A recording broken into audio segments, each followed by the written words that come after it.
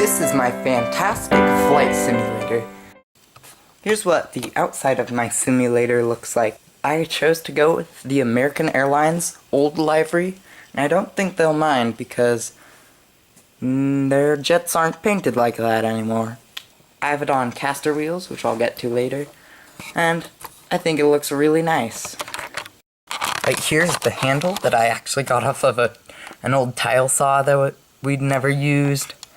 And so you can really pull it and push it. And it's on 3-inch caster wheels, which are about $7 each, which I hate because wheels are always so heckin' expensive. And then right here, it's on a piece of wood I actually got from the Home Depot discount pile. And then it's just, I think, 1/2 inch or 3/4 inch of OSB. And the same on this side. I just used duct tape and plywood and PVC because those are cheap and they don't make a mess. Right here are the navigation lights, and they're really nice. I designed a little shelf area in front of, or right in front of the glare shield, kind of, so that I could put all my junk here and have to clear it off later when I film a video.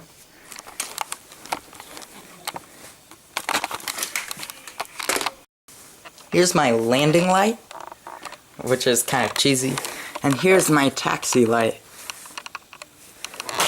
Right here you can see the hinge on the glare shield, which I'm very proud of, and see how fancy it is. This is basically the same as the other side, except for uglier. Gross. I used PVC and PVC adapters, and I want to say it only costed me about $20 to $30 for the enclosure, which is pretty good because building stuff is heckin' expensive.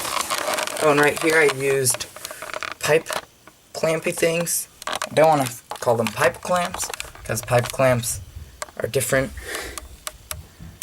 And 1/2 inch pipe clampy thingy.